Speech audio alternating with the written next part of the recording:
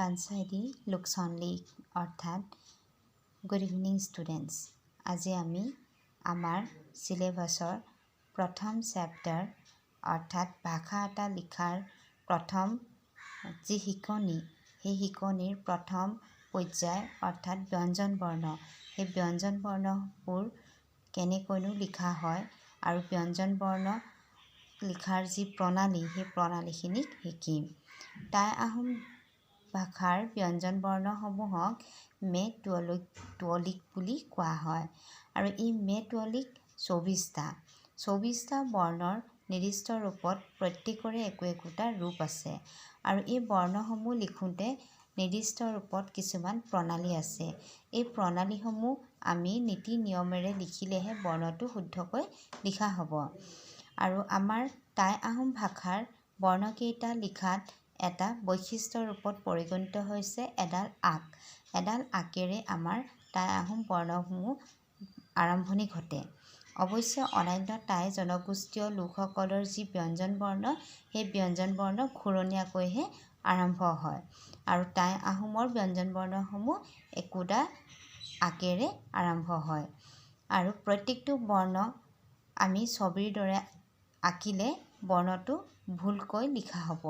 সেইবাবে বৰ্ণটো যিধৰণে সোঁফালৰ পৰা বাওঁফাললৈ লিখা হয় ঠিক তেনেধৰণে সোঁফালৰ পৰা আৰম্ভ কৰি বাওঁফালে আমি তাৰ সমাপ্তি ঘটাব লাগিব। এতিয়া তেন্তে আমি আমাৰ বৰ্ণখিনিৰ সৈতে আমি পৰিচয় হওঁ আহা। প্ৰথমতে মই ব্যঞ্জন বৰ্ণকেইটাৰ উচ্চাৰণসমূহ কৈ দিছোঁ। কা, খা, ঙা, না, তা, পা, ফা, বা, মা, যা, চা, থা, ৰা, লা, চা, ঞা, হা, আ, দা, ধা, গা, ঘা, ভা, ঝা। এইকেইটা হৈছিল আমাৰ ব্যঞ্জন বৰ্ণকেইটাৰ উচ্চাৰণ। বৰ্ণসমূহৰ উচ্চাৰণ সাধাৰণকৈ সৰলতাৰে ক'লে নহ'ব। ডিঙিৰ তলত এটা প্ৰেছাৰ দিহে ক'ব লাগিব, তেতিয়াহে উচ্চাৰণটো কৰা হ'ব। সাধাৰণতে আমি কা, খা, ঙা এনেধৰণে ক'লে উচ্চাৰণবোৰ প্ৰকৃত নহ'ব। সেয়ে উচ্চাৰণসমূহ ডিঙিৰ তলৰ পৰা ক'ব লাগিব। আমি ক বৰ্ণটো কেনেদৰে লিখোঁ চাওঁ আহা। যিহেতু এডাল আকেৰে আমি বৰ্ণসমূহ আৰম্ভ হয় বুলি কৈছিলোঁ, সেয়ে প্ৰথমে আক এডাল দি ল'লোঁ। আকডালৰ আঁচডাল আমি নেৰি স্মল লেটাৰ এমৰ দৰে কৰিলোঁ। এই স্মল লেটাৰ এমটোৱে আমাৰ টাই ভাষাৰ কা বৰ্ণটো হৈছে।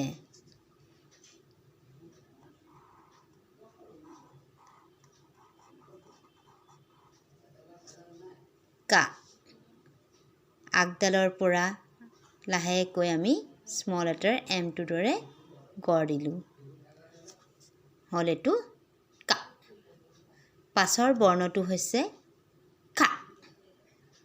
আগডাল দি লাহেকৈ দুইটোৰ নিচিনাকৈ আনি আধাৰ পৰা ঘূৰি গৈ আকৌ এনেদৰে কৰিব লাগে। এইটো হৈছে খা।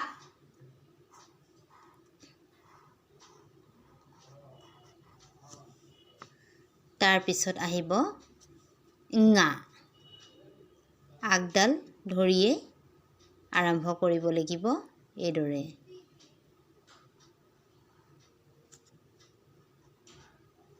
এইটো হৈছে ঙা।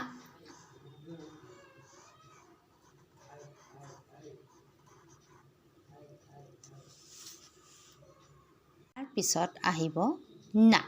নাটো এডাল আকেৰে এনেদৰে আৰম্ভ কৰি এনেদৰে লিখিব লাগিব।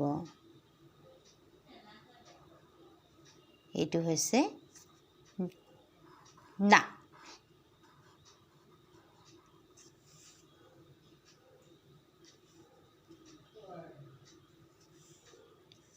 তাৰ পাছতো আহিব তা।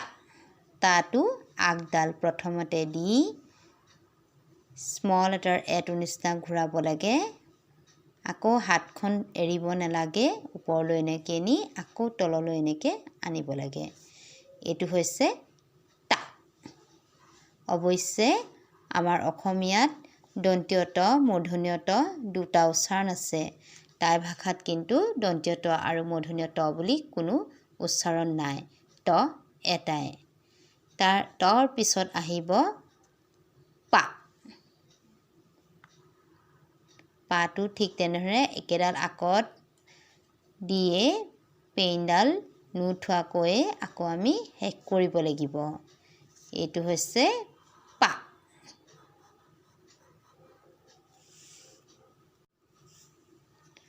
পা পিছত আহিব ফা ফাটো একেডাল আখৰেৰে আৰম্ভ কৰি পটোৰ নিচিনাকৈ লিখি আকৌ এইফালে এনেদৰে ঘূৰাব লাগিব এইটো হৈছে ফা আগডালৰ পৰা ধৰি পেইনডাল নেৰাকৈ এইদৰে ঘূৰাব লাগিব মাজত এটা গেপ সৰুকৈ এটা গেপ থাকিব এইটো হৈছে উচ্চাৰণ ফা তাৰ পিছৰ বৰ্ণটো হ'ব বা স্মল লেটাৰ এটো নিচিনাকৈ কেৱল মাত্ৰ ই উভতা আগডালেদি আৰম্ভ কৰিব লাগিব মাজত এটা সৰু গেপ এটা থাকি যায় এইটো হৈছে বা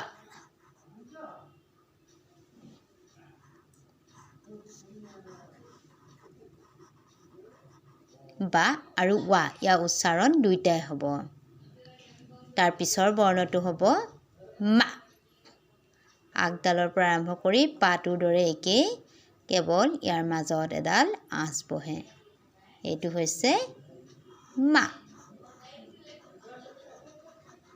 মা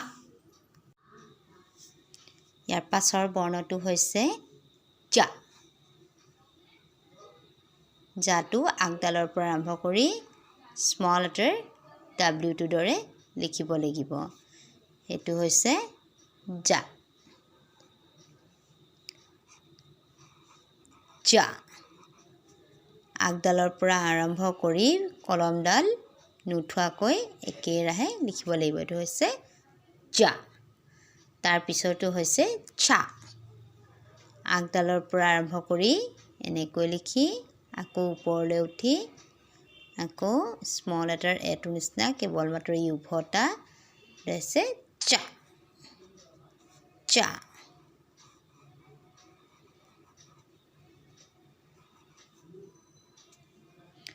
তাৰ পিছৰটো হৈছে থা থাটো আগডালৰ ধৰি তোমালোকে ভালদৰে মন কৰিবা মই পেইনডাল ক'তো উঠোৱা নাই পেইনডাল নুঠোৱাকৈ বৰ্ণটো শেষ কৰিছোঁ প্ৰত্যেকটো বৰ্ণই ঠিক তেনেদৰে পেইনডাল নুঠোৱাকৈ শেষ কৰিব লাগিব দুটা এটা বৰ্ণৰ বাদে এইটো হৈছে থা আগডালৰ পৰা আনিছোঁ ভালদৰে এবাৰ সকলোৱে মন কৰিবা এইদৰে আকৌ ঘূৰাইছোঁ এইটো হৈছে থা তাৰ পিছত আহিব আমাৰ ৰা ৰাটো অসমীয়া তালব্য খৰ ওপৰটোৰ দৰে একেই এইটো হৈছে আমাৰ 6 আকৌ হেডালক আমি নেৰি একেৰাহে ঘূৰাই আকৌ ওপৰলৈ এনেদৰে কৰিছোঁ এইটো হৈছে ৰা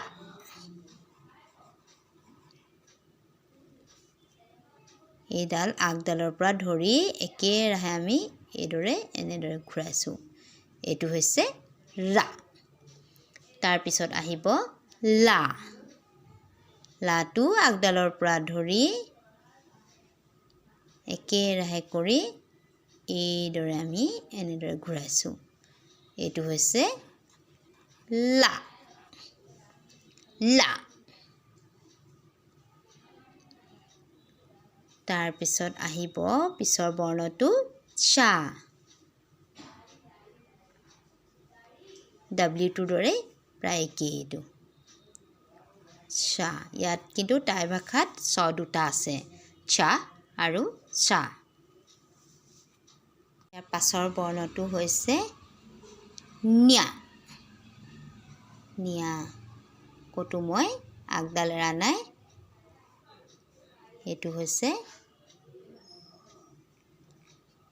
ন্যা। ভালদৰে এবাৰ মন কৰিবা সকলোৱে।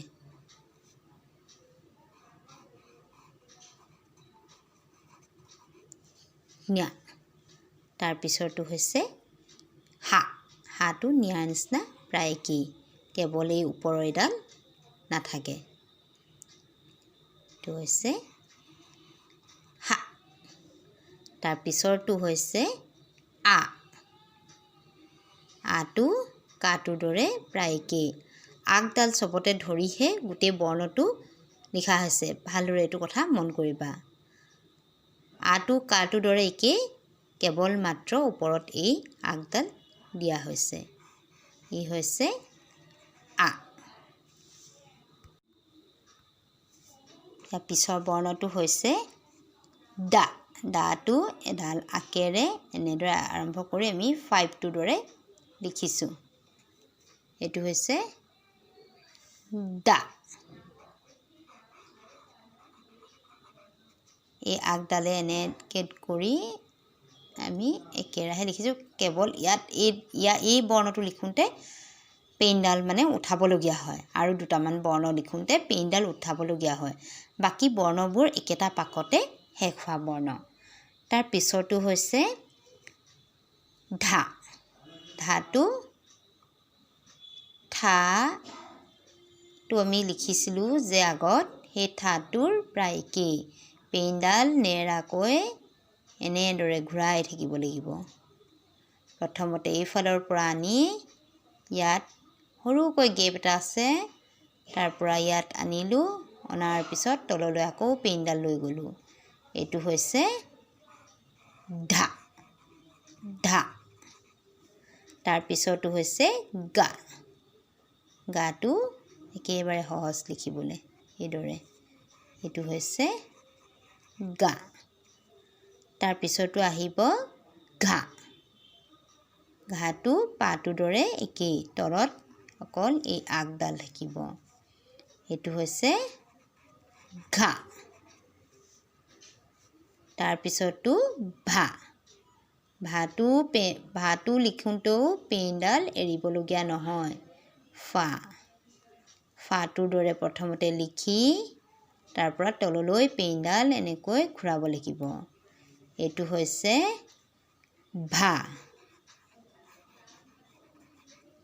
তাৰ পিছত হৈছে ঝা। ঝাটো জাটোৰ দৰে লিখি তললৈ আকৌ পেইনটো ঘূৰাব লাগিব। এইটো হৈছে ঝা। এই ধা, ভা, ঝা এই বৰ্ণকেইটা কিন্তু দুটা বৰ্ণ যোগ হৈ হৈছে। এই বৰ্ণটোত ঠা লগত ৱা যোগ হৈছে, আৰু এই বৰ্ণটোত ভা বৰ্ণটোত ফা লগত বা যোগ হৈছে, আৰু ঝা বৰ্ণটোত জা লগত বা যোগ হৈছে। এইকেইটা বৰ্ণ যিহেতু পাছত পণ্ডিতসকলৰ আলোচনা মৰ্মে গ্ৰহণ কৰা হৈছিল, সেইকাৰণে এই বৰ্ণকেইটাৰ এনেধৰণে সংযোগ কৰা হয়। এইখিনিয়ে আজি আছিল টাই আহোম ব্যঞ্জন বৰ্ণসমূহ লিখাৰ প্ৰণালী। বৰ্ণসমূহ লিখোঁতে আমি সাৱধান হ'ব লাগিব। বৰ্ণসমূহ প্ৰকৃত পাকেৰে আৰম্ভ কৰিলে শেষো প্ৰকৃত ৰূপত হ'ব। যদি আমি ছবিৰ দৰে বনাবলৈ যাওঁ তেন্তে বৰ্ণবোৰে প্ৰকৃত ৰূপ নাপায়। সেই হেতুকে বৰ্ণবোৰ যাতে আমাৰ হাতৰ পৰশত শুদ্ধ ৰূপত গঢ় লৈ উঠে, সেই কথাষাৰে আমি মন দিব লাগে। তেন্তে আমি ক্ৰমান্বয়ে চিলেবাছ ৱাইজত আমি আগবাঢ়ি গৈ থাকিম। আৰু আজিলৈ আমাৰ ক্লাছৰ সামৰণি মাৰিছোঁ। ৰং বৈ বৈ।